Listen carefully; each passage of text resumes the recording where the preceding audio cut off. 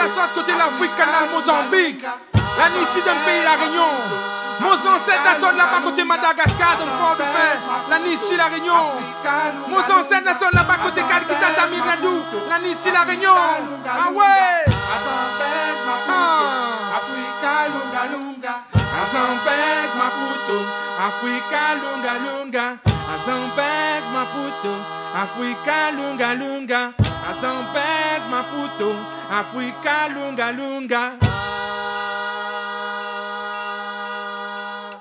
Donc je suis avec l'Indigo, Olivier Arrast, donc la voix du groupe L'Indigo, pour son album Comme ça Gaillard. Comme ça Gaillard, ça veut dire... en fait, je peux dire je suis avec Olivier comme ça Gaillard. Voilà, comme ça les gaillards. Voilà, comme ça Gaillard, ce qui veut dire... C'est super, les chouettes. Ah ouais, super. Genre le peps. Mais c'est ce que j'adore chez toi, en fait, Olivier, c'est que tu as toujours la pêche, tu as toujours une super énergie, toujours dans une bonne vibe, comme on dit. C'est vraiment ta manière d'être. Ben, dans la rue ou pas sur la scène, hors la scène, dans la case, c'est tout le temps le smile. Tu vois, avec mes enfants, avec ma famille, c'est tout le temps en train de faire des blagues. Ah, c'est vrai que c'est pas un rôle, c'est pas du cinéma. Donc, comment t'es venue cette idée de cet album, de ce nouveau projet musical? Ben, voilà, c'était un soir, j'étais dans mon jardin, avec mon 0692. J'appelais à Paris, mon tournée à Illico. Et voilà, on a décidé d'aller en tournée à Cuba, on était invités. Et on a eu quelques dates dans des festivals là-bas. Et on est parti, bon, on me dit, si je pars à Cuba, il faut qu'on enregistre. Faut qu'on fasse quelque chose, un film ou je sais pas quoi. Et voilà, on a fait un film plus un disque. D'accord, donc ça veut dire que ton aventure cubaine a quelque part engendré un nouvel album. Ça t'a inspiré. Album. Voilà, ça m'a inspiré. Et là-bas, directement, bon, La Réunion, c'est déjà pré-cuit l'album à La Réunion, chez moi. Et on a bossé, on a répété à Cuba entre les tournées. On avait des jours off, on répétait. Et là, on est rentré en studio. Ok, super. Et quelles sont pour toi en fait les similitudes dans la musique réunionnaise et la musique cubaine? Est-ce que tu peux nous dire ce qui ressemble, par exemple? Est-ce qu'il y a des rites qui te parlent en fait, où il y a un lien? Ben, directement, tu vois, déjà le côté créole, le côté métissé, le côté créole, l'Afrique est présente partout. Nous sommes des enfants des îles, des enfants îlois. Oh mouza, mouza, mouza, kafian ban côté makwale. Mouza, mouza, mouza, kafian ban côté makonde. Côté da mouza, mouza, mouza, kafian ban côté makwale. Mouza, mouza, mouza, kafian ban côté makonde. Oh mouza, mouza, mouza, kafian ban côté makwale.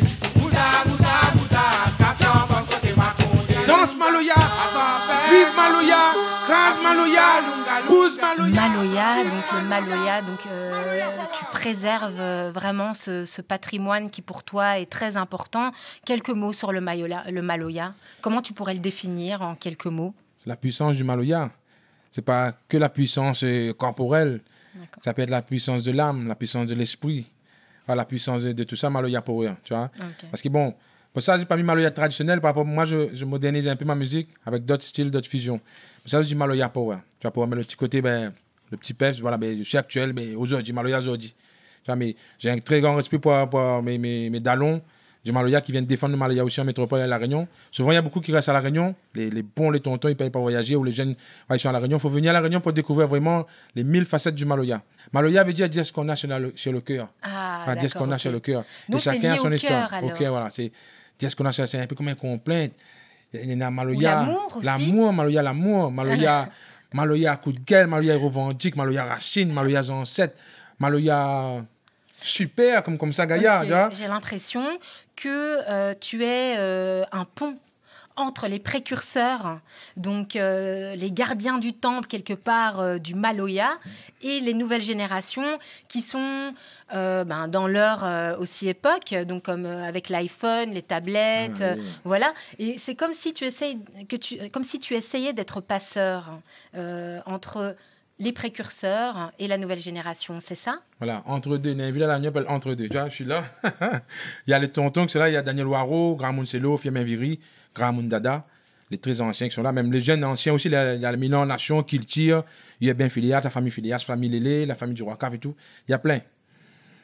Mais moi, je suis né après l'interdiction du Maloya, en fait, et t'as un pied dans le côté tout petit. t'as le pied là, et t'es un peu dans le roots aussi. Dans le côté cabaret, le côté roots des ancêtres. D'accord.